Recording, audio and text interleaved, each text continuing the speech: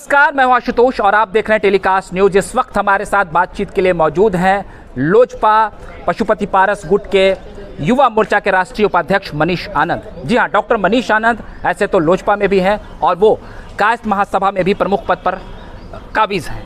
साथ ही समाज सेवा के क्षेत्र में उनका उल्लेखनीय योगदान रहता है। मनीष जी, आपका हमारे यूट्यूब मंच पर बहुत बहुत स्वागत है। बहुत बहुत धन्यवाद आशुतोष जी। ये बताइए कि जो लोजपा रामविलास गुट को जो झटका लगा, उसके बाद फिर अब कह रहे हैं कि एनडीए के साथ ही खड़े हैं, क्या ये मजबूरी में ऐसा कहा जा रहा है या पार्टी के आगे की रणनीति क्या रही?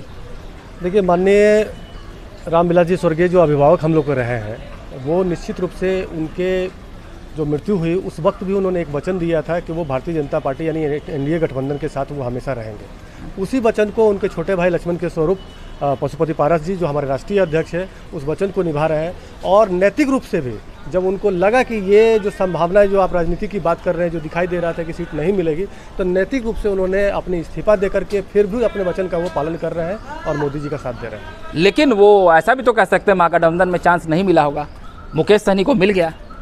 महागठबंधन तो जाने की कोई बात ही नहीं थी, महागठबंधन जाने की कोई बात ही नहीं थी।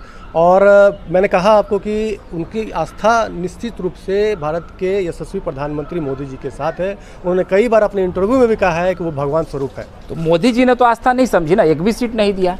चिराग जी को लोजपा का नेता मानते हैं। देखिए, राजनीति एक संभावना का गणित का खेल है। इसमें जो दिखाई दे रहा है आपको कि मोदी जी के समर्थन में हमारे राष्ट्रीय अध्यक्ष अभी जो समर्थन किया, अभी भी जो आप प्रेस वार्ता देखे होंगे, उन्होंने स्पष्ट रूप से कहा है कि जो विकास का मॉडल है, सबका साथ, सबका विकास और सबका प्रयास, उसके साथ वो समझौता नहीं करेंगे, क्योंकि ये जनता हित की बात है। और जो राजनीति व्यक्ति संभावना और अपॉर्चुनिटी को अपने एक मकसद के रूप में बनाता है, वो कभी सफल नहीं होता है। लोजपा तो शुरू से हित से ज़्यादा परिवार के हित की बात सोचती रही है। परिवार के हित अलग बात है, परिवार में जो हुआ वो घटनाएं अलग घटनाएं थी, लेकिन जनता के हित की बात सर्वोपरि है। तो जनता, वही तो मैं कह रहा हूँ, हमेशा बवाल होता था कि परिवार के लोगों को ही टिकट दे दिया जाता था, जनता के हित की बात तो होती नहीं थी। अभी भी चिराग जी भी वही कर रहे हैं, लेकिन पीएम मोदी वहाँ परिवारवाद पर कुछ नहीं बोले। ये परिवारवाद की बात जो कर रहे हैं वो अब चिराग जी का मामला है, वो एक अलग पार्टी है। हम लोग घटक दल है। घटक दल में हम लोग ने आस्था व्यक्त किया है भारतीय जनता पार्टी के यशस्वी प्रधानमंत्री भाई नरेंद्र मोदी जी को, और उनके साथ पूरी जनता है और हम लोग भी पूरी पार्टी के साथ समर्थन में है उनके। ये बताइए, युवा नेता प्रिंस राज को क्यों नहीं टिकट दिया गया? उनको भी दरकिनार क्यों कर दिया गया? और ये एक पार्टी का अपना निर्णय था और उस निर्णय में शीर्ष नेतृत्व तय करती है कैसे किनको लड़ाना है चुनाव, कौन लड़ेगा चुनाव। लेकिन फिर भी आप बोल रहे हैं पार्टी का निर्णय, मतलब क्या चिराग जी की पार्टी को भी एक मान रहे हैं आप लोग, एक हो रहे हैं? नहीं, पार्टी अलग है, वही वो अपना एक संगठन चला रहे हैं, हम लोग खुद एक संगठन चला रहे हैं। अब आज जो बात हम कर रहे हैं वो बेईमानी है, इसलिए क्योंकि हम लोग घटक दल है और हम लोग घटक दल में एक साथ एकजुट हैं। चुनाव में बहुत जात पात हो रहा है। जात पात की राजनीति में बोलना चाहूँगा कि भारत में जो एक प्रयास है सबका साथ, सबका विकास और सबका प्रयास का, मोदी जी निश्चित इस जात पात को तोड़ने का प्रयास कर रहे हैं। लेकिन फिर भी मैं एक बात जरूर बताना चाहूँगा, क्योंकि मैं जेपी का अनुयायी हूँ, जेपी का वंशज हूँ, तो मैं ये जरूर कहूँगा कि इस जात पात से कुछ मिलने वाला नहीं है। आगे जो भविष्य है, युवाओं का भविष्य है और देश को युवा चलाएगा, वहाँ जात पात की कोई स्थिति। आप भी तो बता ही दिए कि हम जेपी के वंशज, मैंने इंडायरेक्ट रूप में दर्शक को बता दिए।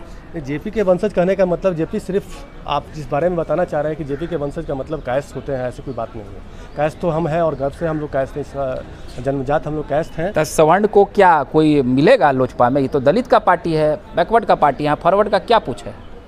नहीं, ये जो आप प्रत्यारोप और आरोप लगा रहे हैं बिल्कुल गलत है। अभी आप प्रेस वार्ता में भी देखे होंगे कि हमारे जो समर्थक हैं, हमारे जो कार्यकर्ता है, आज जो पार्टी के साथ माननीय हम लोग के अभिभावक सूरजभान सिंह, सुनील पांडे हैं, और आप जानते भी कि चंदन सिंह भी इससे पहले हमारे पार्टी से सांसद रहे हैं, और कई ऐसे साथी हैं जो विधायक रहे हैं, सवर्ण वर्ग से रहे हैं। तो पार्टी किसी जाति समुदाय की विशेष करके नहीं होती है। हम लोग पार्टी चलाते हैं, पार्टी में सबका विकास और सबका साथ का बात होती है।